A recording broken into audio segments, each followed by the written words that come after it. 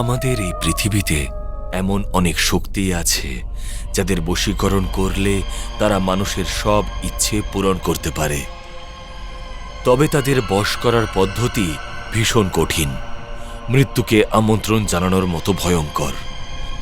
একটা সামান্য ভুলও মৃত্যুর দিকে ঠেলে দিতে পারে, আর সেখান থেকে পিছিয়ে আসার কোনো উপায়ও নেই। রাত তখন 11টা বাজে। শশী বিছানায় শুয়ে আলমোড়া ভাঙছিল। অনেকক্ষণ ধরে চেষ্টা করেও কিছুতেই ওর ঘুম আসছিল না। আর পাশের বিছানাতেই ওর বন্ধু অঙ্কিত নাক ডেকে ঘুমোচ্ছিল। 1 সপ্তাহ আগেই শশী গ্রাম থেকে শহরে এসেছে।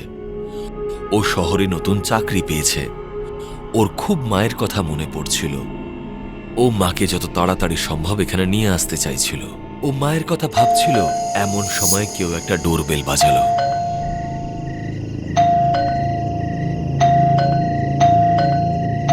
শশী ঘড়ির দিকে তাকালো। রাত তখন প্রায় 1টা বাজে। এত রাতে কে আসতে পারে? ও অঙ্কিতকে ঘুম থেকে জাগালো।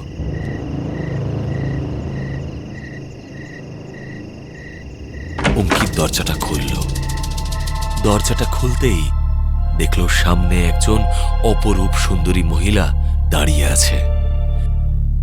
তার পরনে কালো রঙের শাড়ি আর কপালে বড় একটা টিপ। টিপের রংটাও কালোই। ক্ষমা করবেন, আমি আপনাদের সামনের ফ্ল্যাটে আজকেই শিফট করেছি। সব জিনিসপত্র অগোছালো হয়ে আছে, আর এদিকে মাথাটাও ব্যথা করছে। যদি একটু চা পাতা, চিনি আর একটু দুধ পাওয়া যায় তাহলে। আসলে কি বলুন তো, এই মাথা ব্যথাটা না আমার প্রায় হয়।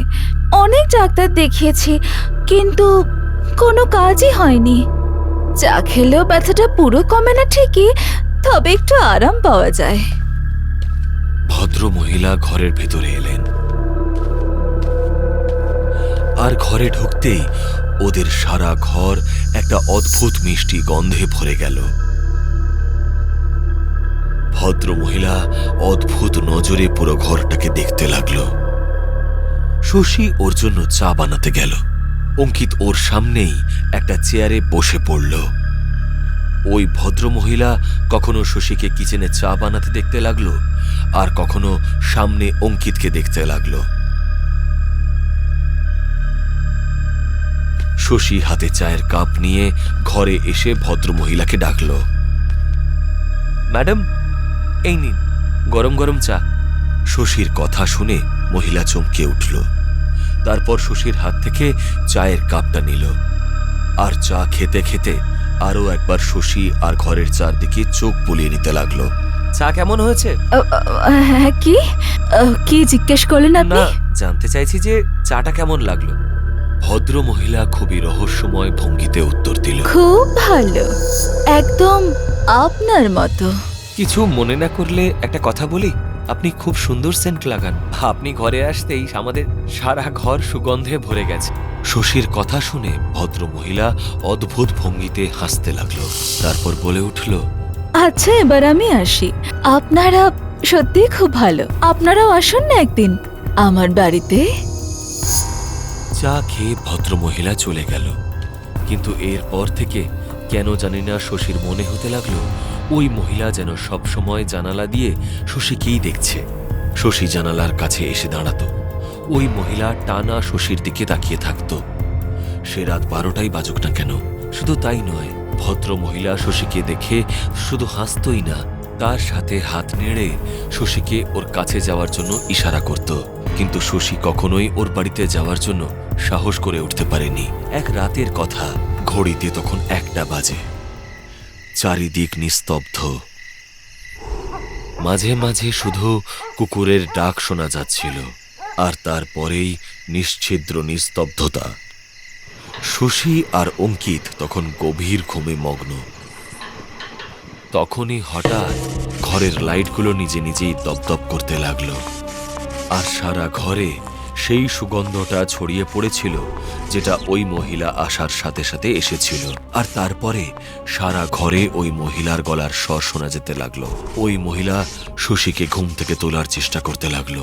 শশী, ও শশী, শোনো না, ওঠো না, ওঠো না শশী।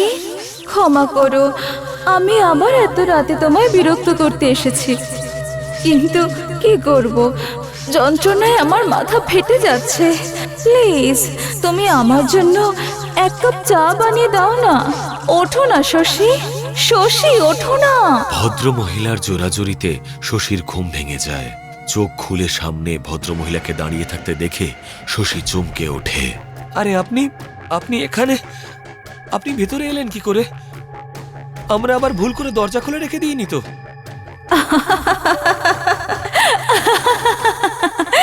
আরে ভয় পেও না, আমি কোনো ডাইনি না যে তুমি এত ভয় পাচ্ছ। তোমরা সত্যি দরজা খুলে রেখে ঘুমিয়ে পড়েছিলে। একদিকে ভালোই হলো, না হলে তোমরা যা গভীর ঘুমেছিলে তাতে আমি ডাকলে তো শুনতেই পেতে না। কি ঠিক বললাম তো? হ্যাঁ হ্যাঁ, ঠিক বলেছেন। তারপরে ওই মহিলা শশীকে যা বলল তা শুনে শশী একদম ঘাবড়ে গেল। শশী, কিছু মনে না করলে আমি তোমায় একটা কথা বলতে পারি? আমি তোমায় খুব ভালোবাসি, খুব ভালোবাসি। আমি তোমাকে আমার বাড়িতে ডাকি, কিন্তু তুমি আসো না। এবার আসবে তো? আসবে তো? আমি যখনই তোমায় ডাকবো আসবে তো? আসবে তো শশী? কথাটা বলে ও শশীর একদম কাছে চলে গেল আর নিজের মুখটা শশীর গলার কাছে নিয়ে এলো। হঠাৎ ওর মুখটা একদম বদলে গেল আর দুটো লম্বা দাঁত বেরিয়ে এলো। ও জোরে শশীর গলার কাছটা কামড়ে ধরল। শশী জোরে চিৎকার করলো, ছাড়ো আমায়, ছাড়ো আমায়, এটা কি করছেন আপনি? ছাড়ো, ছাড়ো আমায় বলছে। শশী নিজের হাত পা ছুঁড়তে থাকে। এসব আওয়াজে অঙ্কিতের ঘুম ভেঙে যায়। ও দেখে শশী ঘুমের মধ্যেই জোরে চেঁচামেচি করছে। অঙ্কিতর ঘুম ভাঙায়। শশী, আরে তোর কি হয়েছে? তুই এইভাবে চেঁচাচ্ছিস কেন? আর কাকে ছাড়তে বলছিস তুই? শশী ধড়পড় করে উঠে বসল আর চারিদিকটা চোখ বড় বড় করে দেখতে লাগলো। অঙ্কিত, অঙ্কিত, আরে ও কোথায় গেল? কে কে কোথায় গেল? ওই যে ওই সামনের বাড়ির মহিলা, ওই বড় টিপ পরা। তোর কি মাথা খারাপ হয়ে গেছে? ও এত রাতে এখানে কেন আসবে? আরে ও তো এক্ষুনি এখানে ছিল, আমাকে চা খাওয়াতে বললো, আর তারপরেই হঠাৎ করে আমার গলায় ওর দাঁত বসিয়ে দিল। দেখো দেখো, আমার গলার দিকে তাকাও, রক্ত বেরোচ্ছে না? শশী অঙ্কিতকে নিজের গলার দিকে দেখায়, কিন্তু গলায় তো কোনো চিহ্নই ছিল না। আরে ভাই, তোর গলায় কিচ্ছু নেই। মনে হচ্ছে তুই কোনো ভয়ের স্বপ্ন দেখেছিলিস। তুই তো আমাকেও ভয় পাইয়ে দিলি। যা এবার ঘুমিয়ে পড় আর আমাকেও ঘুমোতে দে। এটা কি তাহলে স্বপ্ন ছিল? খুবই ভয়ানক স্বপ্ন ছিল। অঙ্কিত আবার ঘুমিয়ে পড়ে। ও ঘুমিয়ে পড়ার পরে শশী জানালার কাছে গিয়ে দাঁড়ায়, আর সেখানে দাঁড়াতেই ও দেখল সেই ভদ্রমহিলা এখনো উল্টো দিকে বারান্দায় দাঁড়িয়ে আছে। ওকে দেখে আবার হাসে আর ওকে ওর বাড়িতে যাবার জন্য ইশারা করে। কেন জানি না শশীর মনে হয় সেদিন ও কোনো স্বপ্ন দেখেনি। তারপর থেকে ও খুব দুশ্চিন্তায় ভুগতে থাকে। একদিন ও এমনিই জানলার কাছে দাঁড়িয়েছিল আর ওই মহিলার বারান্দার দিকে তাকিয়েছিল। তখনও ওই মহিলা একইভাবে হাসছিল। হঠাৎ অঙ্কিতর পেছনে এসে দাঁড়ালো আর বলল, তুই কেন সারাদিন ওই বাড়িটার দিকে তাকিয়ে থাকিস? তোর মাথাটা কি খারাপ হয়ে গেছে নাকি? তুই গত এক সপ্তাহ ধরে অফিসে যাসনি। এই রকম চলতে থাকলে তুই মাকে কি করে এখানে আনবি? অঙ্কিতের কথাটা শুনে শশী খুব দুশ্চিন্তায় পড়ে গেল আর ওকে সব কথা খুলে বলল যে ওই ভদ্র মহিলা সারাদিন ওর দিকে তাকিয়ে থাকে আর ওকে নিজের বাড়িতে ডাকে। এসব শুনে অঙ্কিত বলল, আরে এসব তোর মনের ভুল। আমি তো ওকে কখনো দেখিনি। সত্যি কথা বলতে কি, সেই রাতের পর আমি ওকে আর কোথাও দেখিনি। জানিও না উনি কোথায় থাকেন।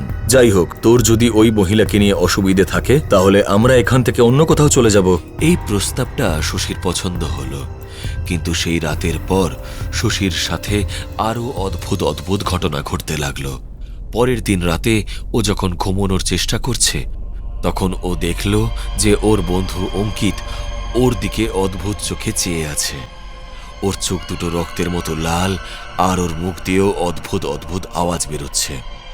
হঠাৎ ও সারা ঘরে প্রচণ্ড জোরে ছুটতে শুরু করে দেয় আর দৌড়তে দৌড়তে হঠাৎ দেওয়াল বেয়ে উঠতে থাকে। তারপর ওখান থেকে নেমে আসে আর দৌড়তে দৌড়তে অজ্ঞান হয়ে যায়।